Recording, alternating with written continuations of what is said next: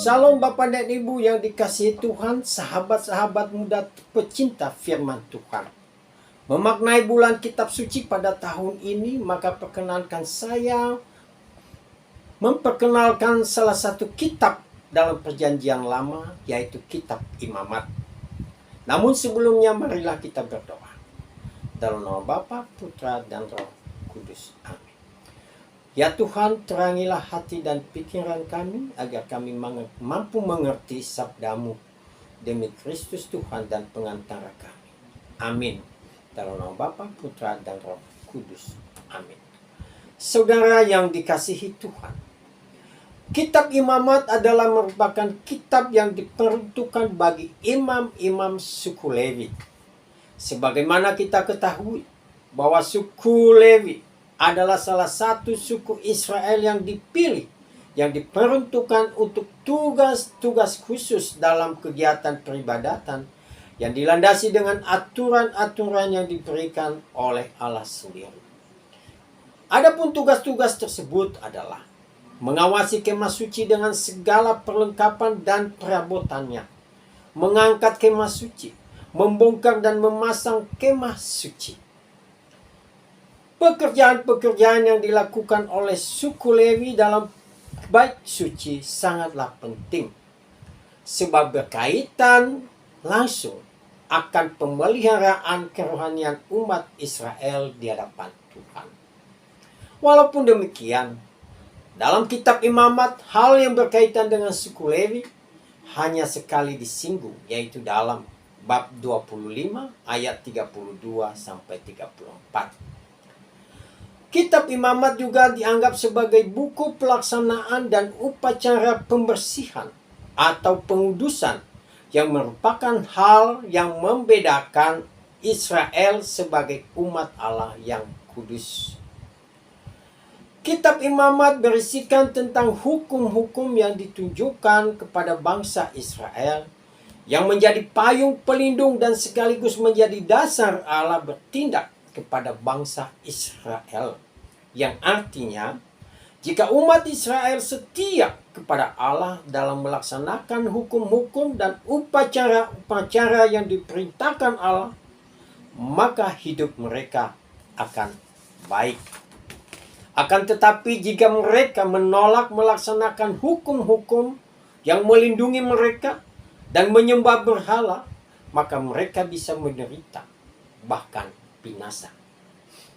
Dalam kitab Imamat kita membaca uraian tanggung jawab para imam yang antara lain memastikan kurban-kurban yang dipersembahkan kepada Allah, mengajar umat tentang apa yang najis dan tidak najis, mengatur perayaan keagamaan bangsa Israel sepanjang tahun. Kitab Imamat menekankan peran imam-imam Israel yang dipilih mewakili umat di hadapan Allah, serta memohon berkat dan pengampunan dari Allah, dan menguduskan umat yang secara ritual najis.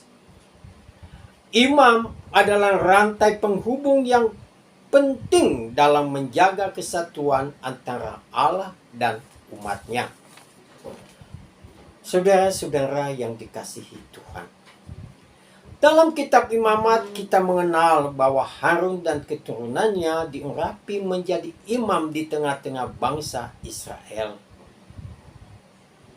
Imamat bab 8. Dan sekaligus Allah mengutarakan aturan-aturan atau kaidah-kaidah yang dipatuhi oleh Imam Harun dan keturunannya, dengan segala akibat-akibat yang ditimbulkan bila melakukan penyelewengan dalam melaksanakan hukum-hukum dan aturan-aturan Allah tersebut.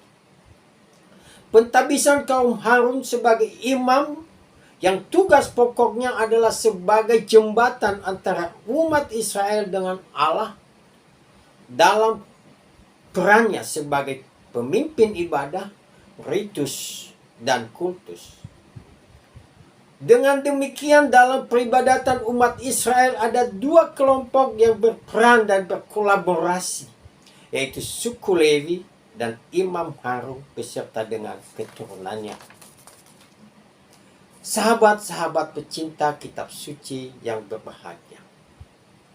Dalam bab kitab imamat, bukan saja aturan-aturan atau hukum-hukum Allah yang dituliskan, juga terdapat instruksi-instruksi untuk melaksanakan ibadat-ibadat yang antara lain melaksanakan Sabat. Yang kedua, melaksanakan 5 perayaan suci, yaitu 1. Paskah, Pentakosta, Tahun Baru, Hari Perdamaian, dan Pondok Daun. Kita bisa baca dalam Imamat bab 23. Tujuan dari hari Sabat dan 5 perayaan suci adalah membantu orang Israel mengingat kebenaran yang paling mendasar sebagaimana Tuhan katakan kepada Musa, yaitu Aku Tuhan Allahmu.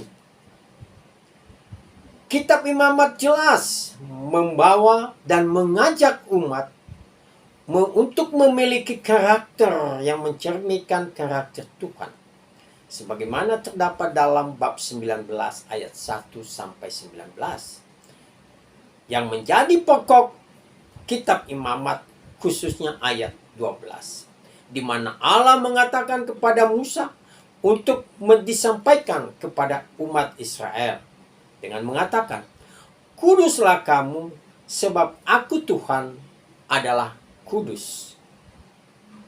Dalam bab ini, kita belajar untuk memenuhi kewajiban kita kepada sesama. Karena memenuhi kewajiban kita kepada sesama berkaitan erat dengan pemenuhan kewajiban kita kepada Allah dan sekaligus mengajak umat dalam kekudusan.